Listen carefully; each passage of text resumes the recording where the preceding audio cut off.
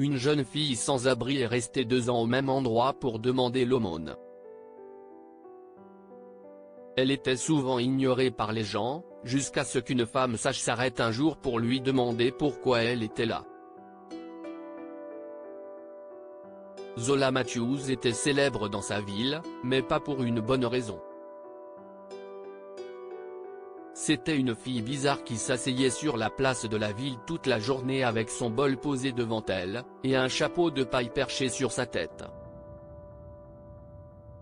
Elle était différente de toutes les autres mendiantes de la ville, en raison de son comportement unique. Zola semblait être un enfant piégé dans le corps d'une jeune femme, et cela se voyait dans sa façon de vivre. Premièrement, elle avait une voix aiguë qu'elle utilisait rarement, qu'elle soit émotive ou non. Deuxièmement, sa manière de penser était très similaire à celle d'une petite fille. Les gens l'ignoraient la plupart du temps lorsqu'ils la croisaient. Si elle avait de la chance, ils lui donnaient de la monnaie par pitié, sinon, ils la méprisaient pour sa situation. Si elle était vraiment affamée et désespérée, elle demandait de l'aide aux étrangers de passage. « S'il vous plaît, laissez-moi de l'argent pour me débarrasser de ma faim », disait-elle, mais la plupart des gens se contentaient de faire comme si elle n'existait pas. Pendant 2 ans, Zola s'est assise au même endroit, avec son bol et son chapeau de paille. Quel que soit le temps, soleil brûlant ou pluie battante. Quand il faisait trop froid, elle errait souvent jusqu'à ce qu'elle trouve un endroit qui pouvait l'abriter. Les habitants pensaient que quelqu'un devait faire quelque chose pour elle, mais il passait devant elle chaque jour, déposant de temps en temps de l'argent dans son bol. Cela a duré jusqu'à ce qu'une femme nommée Rebecca Simmons s'arrête un jour. C'était par une chaude après-midi, et Zola avait incliné son chapeau vers l'avant pour couvrir son visage pendant qu'elle somnolait.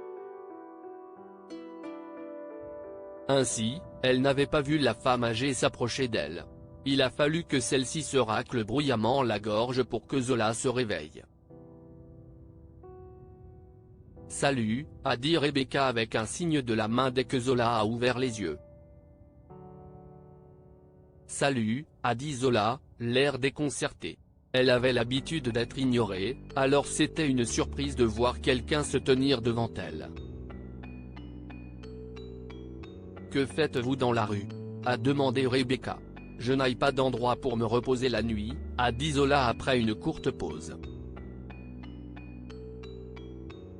Pourquoi t'assieds-tu toujours au même endroit ?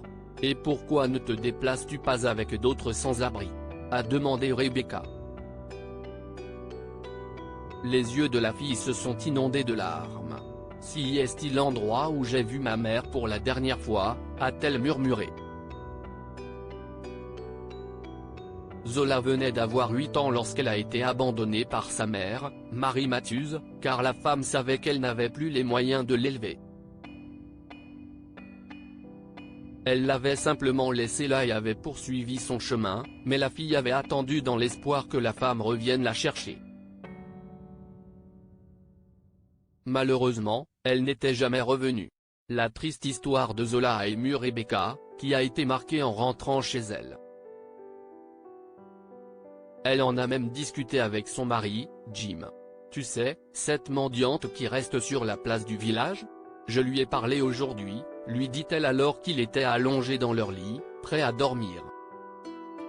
« Je me souviens d'elle, elle est là depuis des années maintenant, n'est-ce pas ? Demanda-t-il après avoir étouffé un bâillement. « Oui, sa mère l'a laissée là-bas et elle est seule depuis. Elle est un peu arriérée aussi. De par son comportement, on dirait une petite fille. Je ne suis pas sûr de la raison pour laquelle nous parlons d'elle en ce moment, a dit Jim en luttant contre le sommeil. Ce sera bientôt l'hiver, je me demande comment elle va s'en sortir, a répondu sa femme. À partir de ce moment-là, Rebecca a commencé à rendre visite à Zola tous les midis, et à mesure que l'hiver approchait, elle s'inquiétait de la santé de la jeune fille. Elle en a parlé à son mari, le suppliant de la prendre en charge pendant l'hiver.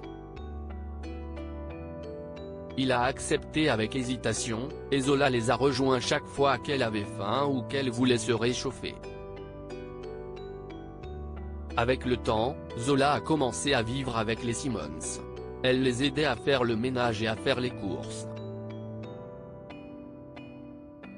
Finalement, elle a aussi trouvé un emploi dans le magasin où Rebecca travaillait. Une semaine plus tard, la nouvelle de la bonne action de Rebecca se répandit. Beaucoup regrettaient de ne pas avoir aidé la jeune fille comme Rebecca l'avait fait, et cette culpabilité les poussait à faire amende honorable. Bientôt, des gens de toute la ville collectaient des fonds et aidaient autant qu'ils le pouvaient. Mais ce n'était pas la seule chose à laquelle a abouti l'acte de bonté de Rebecca. Le bureau du shérif a également contribué en aidant Zola dans la recherche de sa mère. Et bonne nouvelle, leur initiative a porté ses fruits. La mère et la fille se sont retrouvées à la maison des Simmons, et Zola était si heureuse de revoir sa mère. « Maman !» s'est-elle exclamée en courant dans ses bras et en pleurant de joie.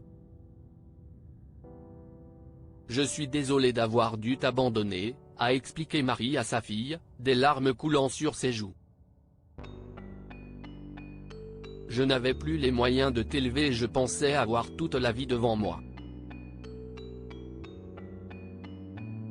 Rebecca a fait une grimace contre la femme qui, à son tour, lui a adressé un sourire et l'a remerciée. « Merci d'avoir aidé mon enfant, Madame Simmons. Je vous en serai éternellement reconnaissante », a-t-elle dit à Rebecca.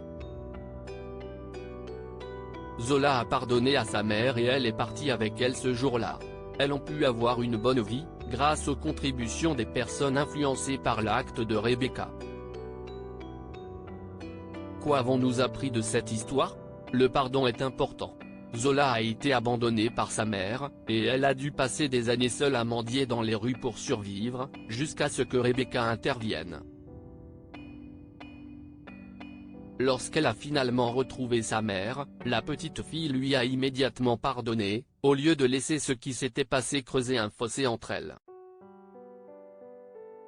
Cela a permis à sa mère, qui l'avait abandonnée par nécessité, de se pardonner à elle-même. Fais le bien que tu peux, tu ne sais pas qui regarde. Lorsque Rebecca a décidé d'aider Zola, elle n'espérait pas recevoir d'éloges ou de cadeaux. Elle souhaitait simplement aider la jeune fille à mieux vivre, mais cette démarche a fini par déclencher une campagne qui a amené les gens à se donner la main pour l'aider à leur tour.